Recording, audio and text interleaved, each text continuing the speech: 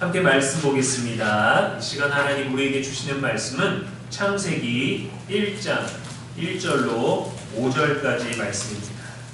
태초에 하나님이 천지를 창조하시니라. 하나님은 하고 공허하며 까마귀 기름 위에 있고 하나님의 영은 수면 위에 운행하시니라. 하나님이 이르시되 빛이 있으라 하시니 빛이 있었고 빛이 하나님 보시기에 좋았더라. 하나님이 빛과 어둠을 나누사 하나님이 빛을 낮이라 부르시고 어둠을 밤이라 부르시니라. 저녁이 되고 아침이 되니 이는 첫째 날이니라. 아멘. 이는 살아계신 우리 하나님의 말씀입니다. 이 시간 하나님의 이름들 두 번째 엘로힘이라는 제목으로 말씀 전하겠습니다. 사람들은 어떤 일을 하든지 시작을 중요하게 생각합니다.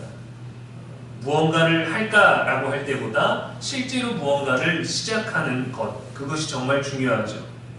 새로운 일을 시작할 때도 그렇고 멈췄다가 다시금 시작할 때도 그렇고 새로운 관계를 시작할 때도 그러합니다. 회사에서 어떤 프로젝트가 준비되고 시작되면 묻습니다. 누가 시작했습니까? 누가 제안을 한 겁니까? 누가 책임자입니까? 누가 만든 겁니까? 하고 말이죠. 왜냐하면 시작을 알면 또 담당자나 그런 계획들을 알면 그 일의 방향성과 의도와 성격을 알 수 있기 때문입니다. 성경도 마찬가지입니다. 성경의 첫 문장은 이렇게 시작합니다. 태초에 하나님이 천지를 창조하시니라. 여기서 등장하는 하나님의 이름이 바로 엘로힘입니다. 창세기 1장은 아무것도 없는 창조 전의 상태를 우리들에게 보여주죠. 땅이 혼돈하고 공허하며 흑암이 깊음 위에 있고, 히브리어로 혼돈, 공허, 질서 없는 것들을 말하는데 세상의 형태도 없고 규칙도 없고 빛도 없는 상태라는 거예요. 어둠과 아무것도 없는 혼돈의 상태일 뿐입니다. 이때 등장하는 하나님의 이름이 엘로힘이에요. 창세기 1장에 나오는 그 하나님의 히브리어 이름이 엘로힘. 엘로힘은 능력의 하나님, 창조주 하나님이라는 뜻입니다. 이 엘이라는 단어가 능력, 힘, 권능이라는 의미가 있어요. 예전에 서울 양재동에서 있을 때 거기에 엄청난 빌딩 하나가 생겼습니다. 그 건물 이름이 엘타워였어요. 건물 소개가 이렇게 되어 있습니다. 세상을 아우르는 위대한 신 엘. 엘타워는 사랑의 신, 축복의 신이 함께하는 연애 전문센터입니다. 라고 이렇게 홈페이지에 되어 있습니다. 그 결혼식장하고 연회장하고 고급 뷔페로 유명했던 건물이었어요. 엘타워. 그때 섬기고 있던 교회 담임 목사님이 그 엘타워 건물주가 감리교 장로님이라고 딸이 하나 있다고 제게 자주 말씀을 해주셨어요. 소개는 안 시켜주시고 그렇다고만 하시더라고요. 그래서 궁금해서 여쭤보니까 감리교 장로님은 맞는데 나도 모른다고 하시더라고요. 근데 신앙을 가진 이가 그 서초구에 있는 그 중심 부분에 노른자 땅 양재역 3호선 있는 그곳에다가 하나님의 이름으로 엘타워를 지은 것에 대해서 목사님께서 엄청나게 뿌듯해 하셨습니다. 이 원어를 좀 더 분석해보면 엘이라는 단어는 셈조 원어로 신이라는 뜻이에요. 흥미로운 것은 엘이 신인데 엘로힘이라는 단어가 되면은 이게 복수형입니다. 그래서 신들이라는 뜻을 가져요. 유일하신 하나님, 홀로 계신 그 하나님을 지칭하는 단어인데 하나가 아닌 복수의 존재입니다. 그래서 이 단어에 삼위 하나님이 함께 계시는 거예요. 유일하신 하나님이시지만 성부, 성자, 성령의 하나님이 함께 계시는 거예요. 26절 말씀에 보면 인간을 창조하실 때 이렇게 말씀하셨습니다. 우리의 형상을 따라 우리의 모양대로 우리가 사람을 만들고, 홀로이신 하나님이 우리라는 표현을 사용하셨어요. 근데 다른 때는 이 표현을 사용하지 않으셨습니다. 사람을 만들 때 이 단어를 사용하셨어요. 이 창조의 역사에는 성부, 성자, 성령, 삼위 하나님이 함께 사역하셨다는 겁니다. 그래서 복수형으로 돼 있어요. 엘로힘, 엘이 아니라. 태초에 엘이 천지를 창조하셨다가 아니라 태초에 엘로힘이 천지를 창조하셨다는 겁니다. 창조하시는 전능하신 하나님, 이 엘로힘, 이 이름은 창세기 1장에서 세 가지 일을 하셨어요. 첫째, 질서를 만드셨습니다. 혼돈, 아무것도 없는 상태에서 착착착 질서를 통해서 운행하게 하셨어요. 둘째, 빛을 만드셨습니다. 어둠에서 빛이 생겨났죠. 셋째, 생명을 만드셨습니다. 공원 가운데, 만드신 공간 가운데, 시간 가운데 살아 숨쉴 수 있는 유기체, 그 존재를 공존하게 하셨어요. 생명이 돋아나게 하셨습니다. 이것이 엘로힘 하나님의 창조 사역의 핵심이에요. 그리고 엘로힘의 구체적인 사역이 또 있습니다. 창조하신 세상을 다스리시는 하나님이세요. 시편 103편 19절에 여호와께서 그의 보좌를 하늘에 세우시고 그의 왕권으로 만유를 다스리시도다 했습니다. 창조하신 하나님은 창조하신 것을 보존하시고 통치하시는 하나님이세요. 그러니까 우리가 땅과 하늘 어디에 있든지 우리가 살 수 있고 존재할 수 있는 공간에 살아가는 것 자체가 하나님의 통치 아래 있다라는 것입니다. 또한 회복하시는 하나님이세요. 시편 147편 3절에 상심하는 자들을 고치시며 그들의 상처를 싸매시는도다 했어요. 엘로힘이라는 이 하나님의 이름은 혼돈 속에서 선하고 거룩하신 질서를 만드신 하나님이시고 어두운 인생들에게 빛을 만드신 하나님이시고 무에서 유를 창조하시는 완전한 새로운 것들을 만드시는 하나님의 거룩하신 이름입니다. 그래서 우리의 인생이 혼돈처럼 어둠처럼 느껴질 때, 보일 때에도 엘로힘 하나님은 우리 안에서 새로운 질서와 새로운 시작을 언제든지 하실 수 있어요. 하나님은 엘로힘으로서 우리가 야 끝났구나, 야 더는 없겠구나, 더 이상 내가 뭘 할 수 없겠구나 라고 할 때 하나님은 그때도 여전히 시작하실 수 있다는 겁니다. 그래서 그 시작에 누가 계신가, 누가 이끄시는가를 우리가 기억하고 믿어야 되겠죠. 엘로힘, 성부, 성자, 성령 하나님께서 함께 우리를 위하여 일하시는 거예요. 완전하게, 완벽하게, 흠이 없게. 시편 51편 10절에서 다윗은 하나님이여 내 속에 정한 마음을 창조하소서라고 고백했어요. 여기서 다윗이 내 마음을 창조하소서라고 했는데 여기에 말하는 창조가 창세기 1장에 있는 창조랑 히브리어가 같습니다.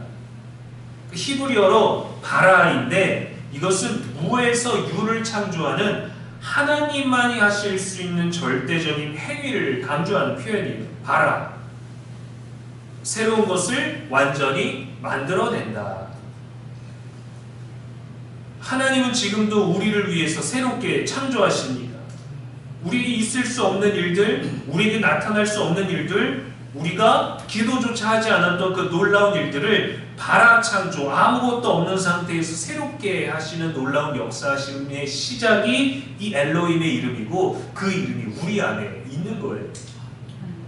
바울도 말합니다. 고린도후서 4장 6절에 어두운 데서 빛이 빛이라 말씀하신 하나님께서 우리 마음에 비추셨느니라.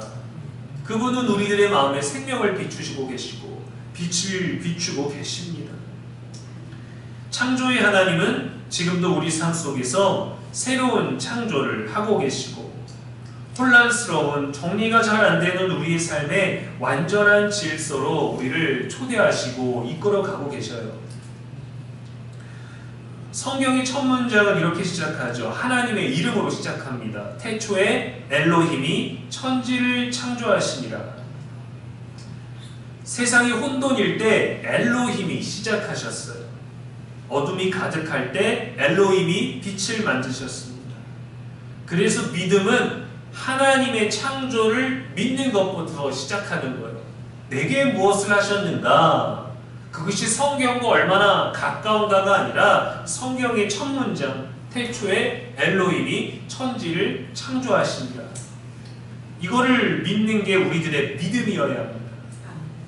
창세기 1장 1절의 말씀이 믿어지면 사실 그 앞으로 읽게 될 모든 성경 전체가 믿어지는 것과 같거든요. 그런데 이 짧은 한 구절을 우리가 받아들이지 못한다면 우리는 엘로힘에 의해서 창조된 이 세상에서 그의 손길이 없는 것을 찾으려고 하는 본능이 일어나요.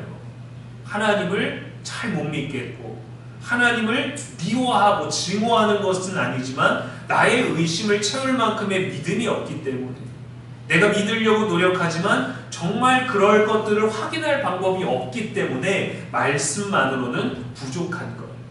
그때 이 엘로힘에 대한 것들이 흔들릴 때가 있게 됩니다. 우리가 사는 시대, 우리가 사는 세상, 우리가 느끼고 우리가 이해하는 이 사고 안에서는 다 감당할 수 없겠지만 태초의 세상은 완벽하게 그 어떤 부정적인 요소도 없었습니다. 여전히 하나님이 만드신 세상은 아름답죠. 그래서 어떤 면에서든 부정적으로 해석하는 것은 바람직하지 않습니다. 의심을 통해서 하나님을 찾아가는 여정도 그렇게 건강한 방법은 아닙니다. 어둠도 마찬가지입니다. 우리에게 어둠은 죄를 상징하는, 비유하는 불길한 단어잖아요. 오죽하면 우리들에게 인생의 어둠이다, 뭐 어둠의 자식들이라는 표현까지 있지 않습니까? 그래서 빛은 좋은 것이고 어둠은 나쁜 것이라는 사고를 가지고 우리 사는 세상을 해석하려고 해요. 그러나 엘로힘이 창조하신 태초의 세상은 전혀 달랐습니다. 어둠조차 아름다운 세상이었어요. 그 어둠도 아름다운 것이었어요. 하나님이 빛과 어둠을 나누셔서 이건 좋고 나쁜 게 아니라 둘 다 좋은 것으로 나누시는 것입니다. 빛과 어둠을 나뉘게 하시니 하나님이 보시기에 좋았더라 했어요. 빛과 어둠 모두 아름다웠다는 뜻입니다. 남자와 여자도 다른 종류가 아니었습니다. 다섯째 날 물과 땅 위의 생명들, 또 물 아래에 있는 모든 생명들을 지으실 때 그 종류대로 지으셨어요. 하늘에 나는 새도, 땅에 있는 것도, 물에 다니는 것도 종류대로. 그런데 마지막에 사람을 지으실 때는 이 종류대로라는 단어가 없습니다. 엘로힘의 형상을 닮은 사람, 우리의 형상을 따라 하나의 존재로 창조하셨어요. 그래서 종류대로 따로 만들어진 것이 아니라 남녀를 구분해서 만들어진 것이 아니라 아담이라는 그 한 존재에서 둘로 창조가 된 것입니다. 남자와 여자는 둘이면서 동시에 하나인 존재, 엘로힘, 그 우리라는 속성을 가지고 있었어요. 그런데 죄로 말미암아 눈이 떠지고 내가 벗은 것이 부끄럽고 자기가 벗은 것을 보고 남을 바라보게 되고 부끄러움을 느끼게 됐죠. 그렇게 타락하고 남자는 여자와 여자는 남자와 서로 다른 것을 보고 분리를 시켰어요. 서로 완전히 다른 존재가 되어버렸습니다. 그러면서도 동시에 서로를 갈망하는 존재, 서로를 채우는 존재, 서로에게 필요한 존재이기도 하죠. 엘로힘이 자신의 형상, 즉 자신을 인간에게 나누어 주었다는 거예요. 제가 두 아들을 바라보면서 삼부자가 성격도 외모도 조금씩 다르지만 동시에 조금씩 닮아있는 것도 있습니다. 제가 봤을 땐 첫째와 둘째와 저와 뭐 생김새며 모든 게 전부 다 다른데 많은 이들이 그렇게 얘기하죠. 아우 얘는 아빠 닮았네. 얘도 아빠 닮았네. 아유 저 둘째 하는 거랑 목사님 하는 게 똑같네 라고 우리가 그렇게 얘기합니다. 너무도 다르지만 너무도 분리된 것 같지만 신기하게 너무도 같은 것들이 있는 거죠. 뭔가 나인 것 같은, 제 아버지도 아들인 저를 보고 그렇게 비슷하게 느끼셨겠죠. 우리는 자녀를 바라볼 때 그러한 생각들을 합니다. 너는 나다, 나의 자녀다라고 말하지만 사실은 나인 거예요. 여자가 남자와 하나였던 것처럼 이 아이 안에 내가 있다라는 겁니다. 우리는 생물학적으로 의학적으로 어떤 유전자에 관해서 뭐 그런 것들을 말하지만 어떤 그 존재가 가지고 있는 유일한 것들, 나만의 것, 하나님이 주신 것 모두에게 있지만 또 나에게만 있는 그것이 내 자녀에게 있다라는 것을 생각하죠. 그래서 부모는 자녀를 쉽게 포기하지 않습니다. 왜냐하면 나의 일부가 거기 있기 때문이에요. 하나님이 우리를 지극히 사랑하시는 이유가 이것 아니겠습니까? 나를 너에게 주었다. 너에게 내가 있다. 우리 성부, 성자, 성령의 그 속성을 나를 닮은 나의 형상을 주었다라는 거예요.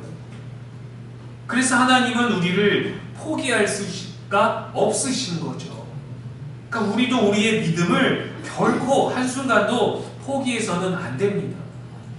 절망이 올수록 더 믿고 힘들수록 믿어지지 않을 때, 믿지 않는 것들이 더 눈에 띌 때, 믿었지만 믿은 것보다 믿지 않은 사람들의 것이 더 부각되는 것 같을 때, 그런 혼란스러운 모든 순간에 더 믿는 거예요. 내 안에 하나님이 계시다라는, 하나님의 속성이 내 안에 있고 삼위일체 하나님의 그것이 내게 있다라는 거예요. 엘로힘이라는 이 이름이 단수이면서 동시에 세 위격을 가진 복수이듯이 인간도 복수이면서 동시에 단수인 존재로 창조된 것입니다. 또 인간은 하나님의 생기를 받았죠. 그래서 생명이 되었죠. 하나님과 연합할 수 있는 유일한 존재, 유일한 피조물이 바로 인간이에요. 피조물 중에서도 세상과 하나님 양쪽을 다 아는 유일한 존재. 그래서 땅과 만물을 다스릴 자격들이 있었던 거죠. 생육하고 번성하고 정복하고 다스리라 하셨지 않습니까? 그래서 인간에게는 세상을 다스릴 권한과 함께 하나님의 주권에 순종해야 되는 의무도 주어진 겁니다. 이것이 세상과 하나님을 잇는 제사장의 역할이에요. 엘로힘은 이렇게 너무도 위대하시고 초월적이시지만 또한 우리와 너무나도 친밀한 이름이기도 합니다.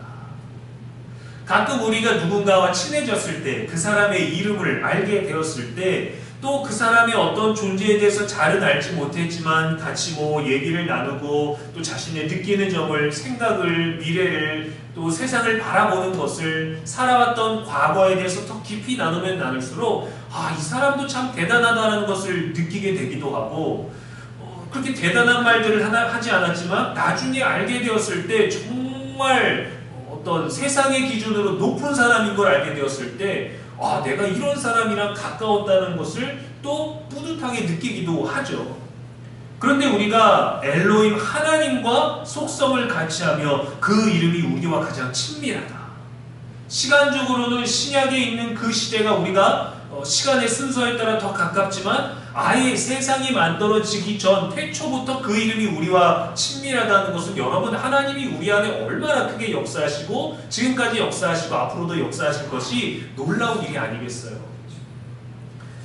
예전에 제가 군대 갔다 와서 복학하기 전에 친구랑 이제 말레이시아에 한번 가본 적이 있어요. 거기 계신 선교사님 댁에 가서 머물면서 새벽 기도를 좀 도와드리고 애들을 좀 봐주고 거기 있는 이제 신앙 공동체에 잠깐 있었습니다. 근데 어떤 분이 저녁에 우리를 부르시더니 거기서 제일 맛있는 거라고 식당을 데려가서 사주셨어요. 너무 비싸지 않을까 했더니 한국 돈으로 2만 원밖에 안 하더라고요. 근데 거기선 최고의 코스 요리였던 거예요. 별다른 얘기를 나누진 않았습니다. 그분도 그렇게 대단하게 보여지지 않았습니다. 근데 왜 이렇게 말레이시아까지 오게 되셨는지도 궁금하고 여기서 어떻게 이렇게 조용히 머무시게 됐는지도 궁금했는데 너무 지극히도 평범한 사람이었어요. 그리고 그 집사님을 뵙고 이제는 주일이 없어서 그분을 뵐 일이 없지만 선교사님 댁에 머물다가 그 집사님에 대한 이야기를 들었습니다. 당시 정권에서 1순위로 되어오고 싶었던 사람이 그 사람이었어요. 대통령이며 거기에 있는 비서실장이며 모든 장관들이 그 사람이 어디 있는지를 찾고 있는데 말레이시아에 와서 선교사님께서 조용히 지내고 계시던 거예요. 그 사람을 만났다라는 얘기를 알고 나고, 그리고 그분이 그 역사, 한국에 있는 그 역사 가운데서 어떠한 영향력들을 발휘하시고 어떤 일에 연결이 됐는지 그 얘기를 듣고 나니까 너무 대단한 사람을 만난 것 같아서 자랑하고 싶은데 그분의 이름을 결코 평생 얘기하면 안 된다라고 요청을 받았습니다. 내가 모르는 사람과 밥을 먹고 그 사람이 일하는 것을 본 적도 없는데 그 사람의 과거 이야기만 듣고도 야, 내가 그렇게 대단한 사람을 만났구나 라는 것을 말할 수 있는 우리들의 인생인데, 우리가 세상을 창조하신 성경을 시작하는 그 거룩한 이름이 우리를 위해서 일하시고 우리와 함께 하시고 여전히 앞으로도 우리를 지키실 거라는 것을 믿는다면 우리의 삶이 얼마나 든든하겠어요. 얼마나 뿌듯하겠어요. 얼마나 안심이 되고 얼마나 자랑하고 싶겠어요. 그게 복음 아니겠습니까? 야, 이런 이름이, 이런 하나님이, 성경에 많은 이름들이 있지만 엘로힘은 성경을 시작하는 이름이기도 하고 성경에서 가장 친밀하게 우리와 함께하는 이름이기도 하고, 우리는 성부, 성자, 성령 그분의 이름을 따로 부르죠. 그런데 그 하나의 이름이 함께 있으며 그 하나의 이름이 내가 여성이든 남성이든 태초에 우리와 함께 하셨고 우리의 존재가 그분으로부터 왔고 그분의 생기, 그분의 호흡, 그분의 형상을 따랐다는 것은 여러분 얼마나 놀라운 일인지 알 수가 없어요. 헤아릴 수가 없습니다. 우리가 기억해야 할 하나님의 이름 엘로힘은 어떤 하나님이실까요? 엘로힘은 언제나 우리의 시작이 되시는 하나님의 이름입니다. 우리는 우연히 존재하는 것이 아니에요. 엘로힘이 나를 시작하신 겁니다. 우리의 태어나는 인생뿐만이 아니에요. 인생을 살면서 맞이하게 되는 모든 새로운 것들이 있지 않습니까? 일을 새로 시작하고 일하는 사람과 새로 시작하기도 하고 새로운 곳에서 살기도 하고 새로운 일에 도전하기도 하고 새로운 만남이 있기도 하고 다양한 그 모든 것들에서 우리의 시작이 되신 하나님, 모든 영역은 엘로힘의 것이에요. 엘로힘이 우리와 함께 하시면서 우리에게 살게 하신 것, 우리는 더 아름답게 살아나야 되지 않겠습니까? 또 엘로힘은 우리의 질서를 세우시는 하나님의 이름입니다. 혼란한 인생 속에서 내 뜻대로 안 되는 인생 속에서 하나님의 질서를 만드시는 분이에요. 테트리스를 하다 보면은 다양한 사각형 모양들이 나오죠. 근데 대부분 다 해보셨죠? 테트리스라는 게임. 하다가 보면은 우리가 한쪽이나 중간쯤에 긴 부분을 남겨놓고 열심히 쌓습니다. 죽게 되더라도 그 긴 막대 하나가 나올 때까지. 그래서 그 긴 막대 하나가 들어가서 4줄, 5줄, 6줄 되는 게 한꺼번에 사라지게 될 때 오게 되는 그 통쾌함이 있죠. 우리는 어떤 게 나올지 모르고 이 모양을 가지고 어떻게 활용해야 되는지 알 수 없습니다. 우리는 더 멀리 어떤 모형들이 나오는지 알 수 없어요. 나오는 모형에 맞춰서 살아갈 수밖에 없지만 그 혼란함 속에서도 하나님은 우리들에게 질서를 만들어 주십니다. 때로는 우리를 깎으시고 때로는 우리 스스로 빗나가서 엇나가서 뒤틀어지지만 하나님은 또 그거를 다듬으시고, 창조 이전에 공허라는 단어가 왜 등장하겠어요?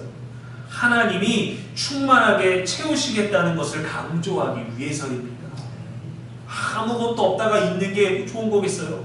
때로는 아무것도 없는 그런 상태가 우리들에게 편안함을 주기도 하지만 하나님의 목적은 채우시겠다는 겁니다. 우리를 풍족하게 풍성하게 하시겠다는 하나님의 의지가 담긴 이름, 그 질서를 만드시는 이름, 그분의 방법으로 우리를 채우시겠다는 것이 엘로힘이죠. 또 엘로힘은 지금도 우리 안에서 창조를 이루시는 하나님의 이름입니다. 고린도후서 5장 7절에 누구든지 그리스도 안에 있으면 새로운 피조물이라 했습니다. 하나님은 우리 안에서 지금도 새 창조를 이루시는 분이십니다. 또 엘로힘은 우리를 포기하지 아니하시는 하나님의 거룩하신 이름이에요. 나를 포기하지 않으신다는 것은 우리의 자녀를 포기하지 않으신다는 것이고, 우리 자녀를 포기하지 않으신다는 것은 그 이후에 이어지게 될 모든 만남과 모든 생명들을 향한 하나님의 약속이지 않겠습니까? 우리는 하나님의 형상이기 때문입니다. 우리가 함께 예배할 때도 우리라고 말하죠. 하나님도 우리를 바라보시면서 우리라고 말씀하셨어요.